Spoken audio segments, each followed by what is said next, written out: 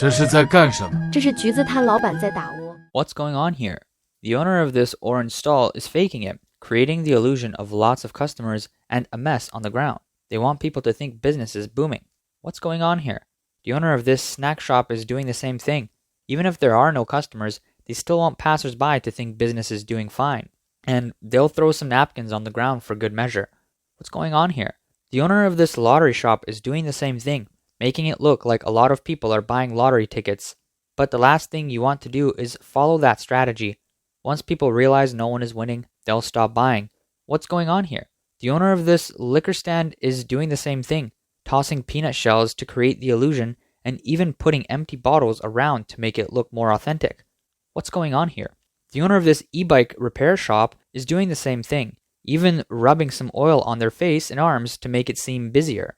What's going on here? The shoe store owner is doing the same thing. If you add some footprints on the shoe boxes, it'll look even more convincing. As China's economy continues to struggle and consumer confidence declines, a troubling trend is emerging across industries. Businesses are inflating their sales and performance to maintain appearances, a practice that Chinese people called baiting the fish. From small street vendors to large, well-capitalized companies, many are using various tactics to create the illusion that their businesses are thriving. The term baiting the fish refers to the practice of using bait to lure fish into a specific area, creating the appearance of a busy fishing spot. Only when the fish gather does the fisherman set the hook. In business, this term is used to describe companies artificially inflating their sales, performance, or popularity to maintain market confidence and attract customers or investors. As real demand weakens, this practice is spreading from small businesses to the capital markets, creating a more dangerous and systemic issue. E-commerce in particular has become one of the worst hit sectors for data manipulation. This is no surprise, as e-commerce platforms rely heavily on key performance indicators like sales volume, rankings, conversion rates, positive reviews, and gross merchandise value. These numbers directly impact platform traffic allocation, brand financing, marketing, government subsidies, and even stock evaluations. Of these, GMV, or gross merchandise value, is the most commonly referenced, and often the most inflated. GMV refers to the total value of goods sold on a platform, calculated based on product prices during a specific period. In other words, GMV reflects how much appears to have been sold on paper, not the actual cash paid by consumers. Since GMV is based on list prices, it typically doesn't account for discounts, vouchers, or subsidies, which can significantly inflate the figures. Sometimes, even if only a deposit is paid or the final amount is pending, the full price is counted in GMV. Therefore, while GMV might appear high, the actual money consumers spend is often much lower. From a business standpoint, fake sales on e-commerce are less about the actual transactions, more about creating the appearance that people are buying. This characteristic makes GMV a hotspot for sales manipulation. Douyin user Frogbro. 关于现在的电商环境中 Regarding the current e-commerce environment, a lot of people probably have the same question. Why do some live streams generate billions, even tens of billions, in sales? Honestly, I had my doubts too. Given the current consumer environment, we all have an idea of how much these products can actually sell for. Then, I realized, the issue isn't about the selling capability, but about how GMV is calculated. It's way more inflated than we think. For example, one live streamer was selling a 360 yuan cosmetic set. He said you don't need to pay the full 360 right now, just a 60 yuan deposit, and that counts as a pre-sale. So consumers are only paying 1/6, and the product hasn't even been sold yet. But in this case, some platforms calculate the GMV based on the full 360 yuan. 6倍，也可以是10倍、20倍。 For higher priced items like those over 1,000 yuan, if you only charge a tiny deposit, it creates massive leverage. For example, a 1,000 yuan product with just a 50 yuan deposit equals 20 times the leverage. This means a product that claims to have a 1 billion yuan GMV could actually only generate 50 million yuan in cash flow. He also pointed out a new method of inflating sales in Chinese e-commerce, falsely reporting the number of sales. For example, a 360 yuan cosmetic set contains 5 items, and each item is counted as a sale. So, while the sales number might show 500 sets sold, only 100 sets were actually sold. The most significant issue is that the numbers displayed to consumers are intentionally broken down into the smallest units. For instance, a set, a bottle, or single item is often reported as a sale of a certain number of units, though it's the sum of individual items sold. By combining these two tactics, low deposits, creating leverage, and splitting items into smaller units, an e-commerce livestream's GMV number can be exaggerated by dozens or even hundreds of times. Aside from e-commerce, food delivery platforms are also heavily impacted by this baiting the fish practice. A private conversation recorded by a user revealed the real operations behind this baiting strategy. In the conversation, a food delivery worker, claiming to earn millions annually, was asked whether he really made money from food delivery. His direct response was no. He explained that the most effective way to quickly boost sales and turnover was by faking orders. However, he emphasized that these weren't fake data, but real data, fake business. The process is straightforward. The operator arranges for someone to place an order and pays a commission. The order is processed through the platform, generating real data. Delivery drivers pick up and deliver the food, but the delivery consists of just an empty box. The food doesn't exist. Afterward, the person who places the order leaves a brief positive review, with a picture provided by the business, and uploads it to the app. On the platform, everything appears legitimate. There's an order, a delivery, a review, and sales growth. But in reality, there are no actual consumers or purchases. When asked how they earned $1 million a year, their response was surprising. Through selling the business, not through operations. They explained that a new food delivery business, from registration to generating impressive data, can cost as little as a few hundred yuan. But once the sales, ratings, and revenues are boosted, the business can be sold for hundreds of thousands of yuan. For example, a shop that cost 500 yuan to set up can be sold for over 300,000 yuan after manipulating the data.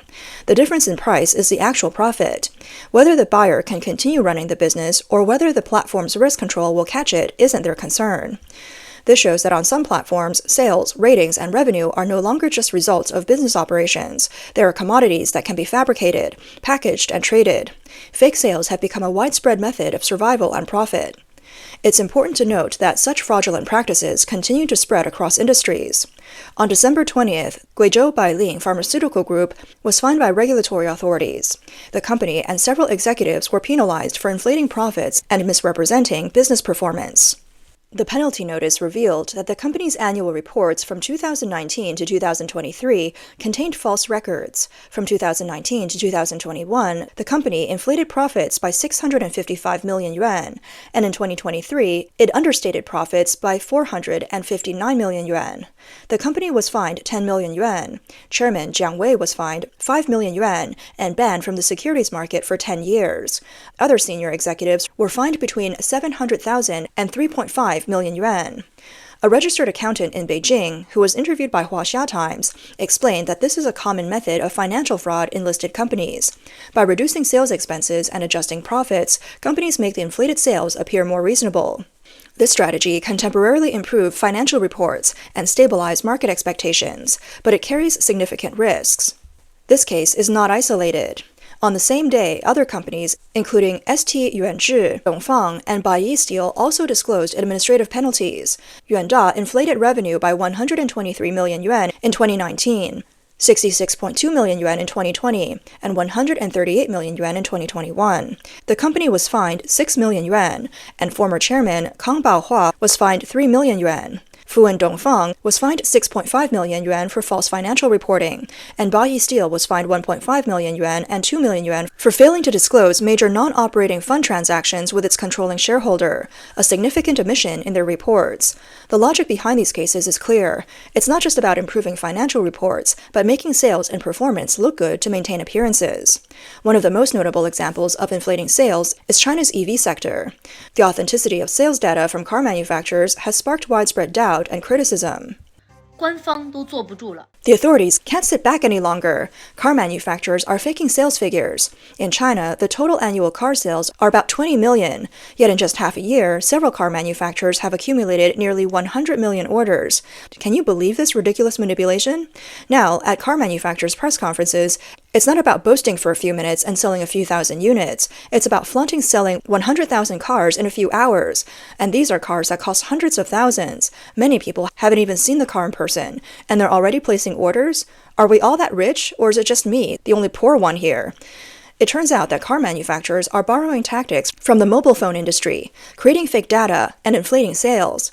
They hold a press conference, claim they're selling out, and treat consumers like fools. This has gotten so bad that even Xinhua News Agency and Economic Daily had to speak out. They directly called for a closer look at these inflated orders. Another user said, 这个话题很敏感，很多国内的自主品 Many domestic brands, especially in the electric vehicle sector, including some joint ventures, are doing the same thing, faking sales. I can say with certainty that this has become an industry-wide issue. The most direct evidence is the rise in zero-mileage used cars, many of which are registered under the company's name. Zero-mileage cars under personal names might be cancellations or display cars, but what about the large volume of used new cars flooding the secondary market? The answer is simple. The companies are inflating sales. They register the cars, count them as sales, then resell them on the secondary market, creating the illusion that the cars are selling well to confuse consumers. The process isn't complicated. The brand or dealers organize employees, suppliers, or acquaintances to place orders, complete the entire purchasing process, and then cancel the orders. In some cases, the deposits aren't even refundable. I've personally seen this happen and can confidently say that there's a lot of manipulation involved. Here's the message for consumers. Don't just rely on the sales figures published by car manufacturers. If a company is willing to fake sales numbers, how much credibility can you trust with their products, services, or long-term commitments? Buying a car isn't a small decision. Stay calm. Check official registration data and real-world visibility, and make an informed judgment. This year, the methods of inflating sales have evolved. Some car manufacturers have moved beyond internal manipulation and now use marketing firms to create campaigns with terms like small orders over 10,000 or orders hitting the limit. They deliberately inflate refundable orders to create the illusion of a hot market. This has turned sales manipulation from an individual tactic to a fully organized ecosystem. The root cause is the intense need among Chinese EV makers for impressive sales figures. Sales are not just important for market confidence and consumer decision-making. They also affect financing, valuations, and policy support.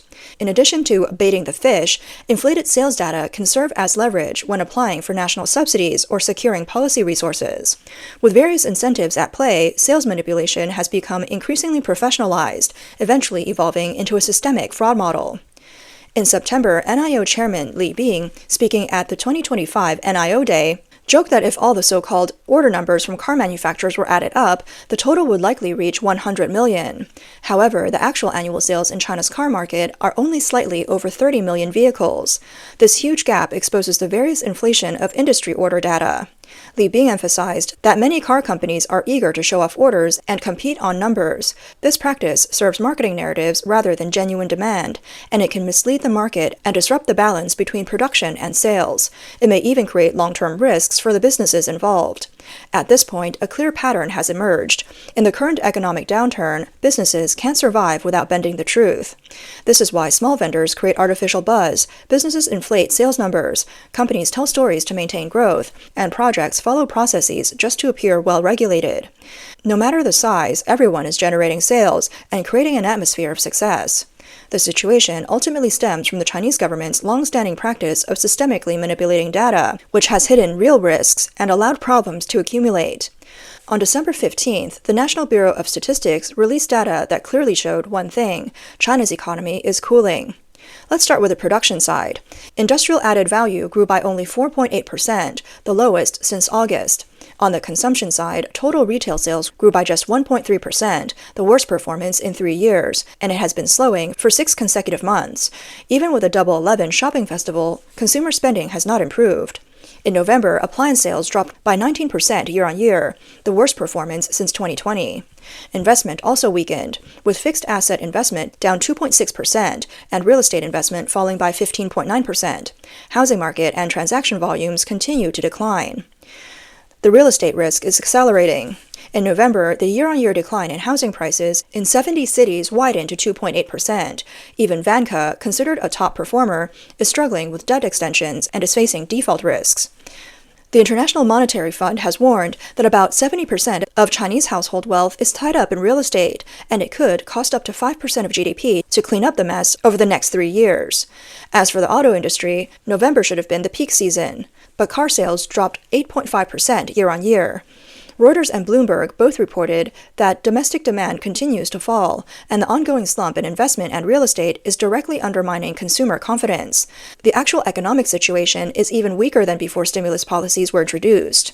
The external environment has worsened as well, with France and Mexico signaling increased tariffs, and the future of U.S.-China trade remains unclear. If exports are blocked and domestic consumption doesn't pick up, many companies won't be able to survive.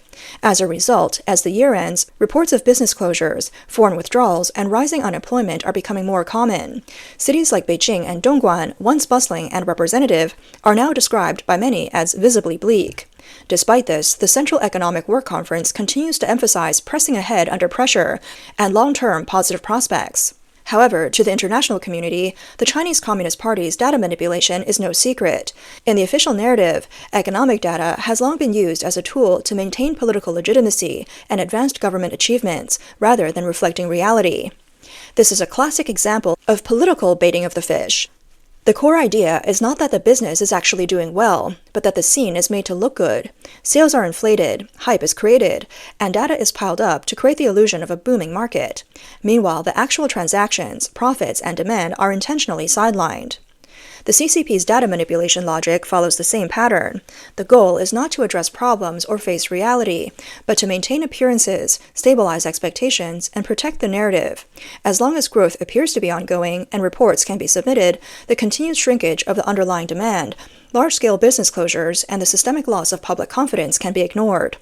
The problem, however, is that baiting the fish can deceive people for a period of time, but it can never deceive reality. When the fake prosperity is prolonged long enough, real demand is exhausted, and the risks will inevitably accumulate and backfire at some point. When that happens, no matter how much the data is modified or the narrative adjusted, the economy will no longer be able to support the performance. When it comes to maintaining prostate and breast health, you deserve a proactive approach, one that supports wellness from within. Introducing Best Doctors WBM Rex, your natural supplement to support prostate and breast health, boost immune function, and enhance overall wellness. Packed with powerful ingredients like white button mushrooms, noto ginseng, and antioxidants, WBM Rex helps maintain healthy PSA levels, reduces inflammation, and supports cellular health in the prostate and breast. With added energy-boosting Panax noto ginseng and immune-boosting beta-glucans, WBM Rex helps you stay active, healthy, and full of vitality. Clinically backed and made with plant-based ingredients, WBM Rex is your go-to solution for long-term wellness and balance. Gift the joy of health this Christmas with WBM Rex, because the well-being of your loved ones matters. And don't forget, use our special discount code CO2025 at checkout to get 20% off your order, exclusively for our China Observer viewers.